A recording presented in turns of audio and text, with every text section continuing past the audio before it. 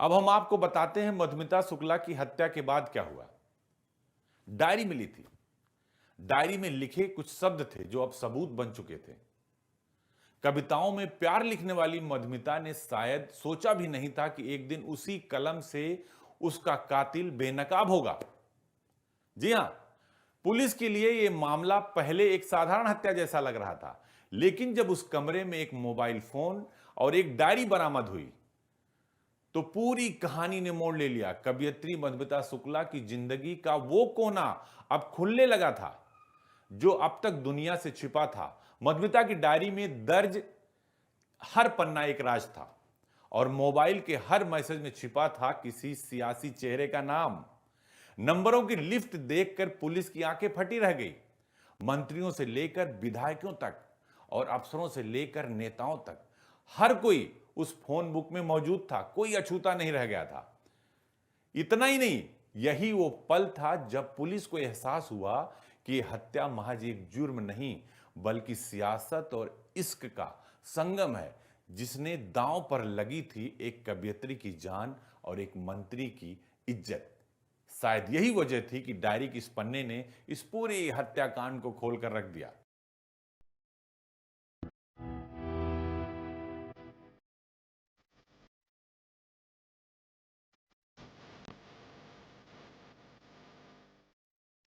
Police ने मधुमिता शुक्ला के कमरे से उनका मोबाइल फोन और एक डायरी जब्त की। निधि शुक्ला ने पुलिस को बताया कि उनकी बहन एक कवयित्री थी। अब तक पुलिस इस हत्या को अपराध की एक घटना की तरह से ही ले रही थी। जब पुलिस ने मधुमिता शुक्ला के मोबाइल फोन में मौजूद नंबर देखे और मैसेज पर पुलिस की नजर गई तो उन्हें में समझ में आने लगा कि यह सामान्य कवयित्री नहीं है। इसी बीच रात में अमरमणि त्रिपाठी भी आ गए और वो पूरा टाइम पोस्टमार्टम हाउस में बैठे रहे। जैसे ही पोस्टमार्टम हुआ वैसे ही एम्बुलेंस में बॉडी को रख के उसकी मधुमिता की माताजी और उनकी बहन जी दोनों लोग उसी एम्बुलेंस से लखीमपुर के अपने आवास में उसको लेके चले गए। इसी बीच अनिल अग्रवाल साहब को किसी ने बताया कि साहब, जब आपको ये पता था कि ये गर्भवती है तो फीटस का डीएनए सैंपलिंग क्यों नहीं लिया गया? उन्होंने कहा नहीं, बिल्कुल लिया गया होगा। उनका सब बिल्कुल नहीं लिया गया, मैं वहीं से आ रहा हूँ। और पूरा टाइम अमरमणि वहां बैठे रहे और सीएमओ से और डिप्टी सीएमओ से डॉक्टरों से बात करते रहे, एक बार आप चेक कर लीजिए। उनका ऐसा नहीं हो सकता, फीटस का डीएनए सैंपलिंग ली गई होगी। खैर, उन्होंने बातचीत की किसी से और जब वो कंफर्म हो गए कि फीटस के डीएनए सैंपल नहीं लिया गया है तो उन्होंने एसपी लखीमपुर से बात की और फिर अपने यहाँ मणियाव थाना जो पड़ेगा लास्ट, इससे कहा गया कि आप लोग पीछे पीछे जाइए और वो गाड़ी जहां कहीं हो उसे लेके आइए वापस, ये वहां नहीं जाएगी। फोन में कई बड़ी राजनीतिक हस्तियों, मंत्रियों, सांसदों और विधायकों का नंबर सेव था। इसके करीब 1 घंटे बाद लखनऊ के एसपी अनिल अग्रवाल खुद मौके पर पहुंच गए। मधुमिता शुक्ला की बहन निधि शुक्ला ने अनिल अग्रवाल से कहा कि वो अकेले में उनसे कुछ बात करना चाहती हैं। दरअसल निधि शुक्ला 4 बजे शाम अपनी बहन के घर पहुंच गई थी, लेकिन उन्होंने स्थानीय पुलिस को हत्या की सूचना 7 बजे शाम को दी थी। निधि के बार बार कहने पर पत्रकारों और सिपाहियों को एसपी ने उस जगह से दूर जाने को कहा। मधुमिता शुक्ला हत्याकांड को अखबारों ने लाया ऐसा राजनीतिक भूचाल कि फिर वरिष्ठ अधिकारियों को भी हरकत में आना पड़ा।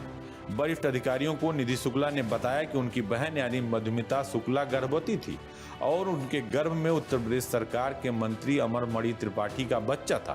पूरी सावधानी बरतने के बाद भी यह खबर मीडिया तक पहुंच गई और अगले दिन के अखबारों की सुर्खियां बन गई। और जब वो अपने क्षेत्र में जहां मोबाइल का नेटवर्क नहीं था वहां से नेटवर्क में आया, तब मेरी बात हुई। तब उन्होंने कहा पुलिस को इन्फॉर्मेशन, कौन मंत्री जी? उनका साहब अमरमणि त्रिपाठी। उनका इससे क्या मतलब है? तो उनका साहब अकेले में बताऊंगी, ऐसा उसकी सिस्टर ने बताया कि साहब अकेले में बताऊंगी। उन्होंने कहा नहीं, आप सबके सामने बताइए। उनका नहीं साहब, हम अकेले में बताएंगे। बहरहाल नाराज हुए बहुत अनिल अग्रवाल साहब, उनका इनको थाने पे ले चलिए, वहीं अकेले में बात होगी। खैर, उसने बताया कि साहब मेरी बहन गर्भवती है 3 महीने की।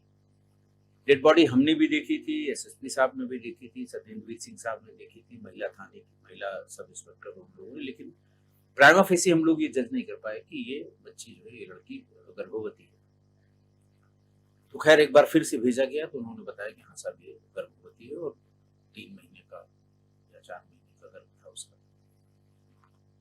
तब वो ये मामला और संवेदनशील हो गया। बॉडी को सील किया गया, सील करके उसे पोस्टमार्टम के लिए भेजा गया और पोस्टमार्टम अगले दिन होना था।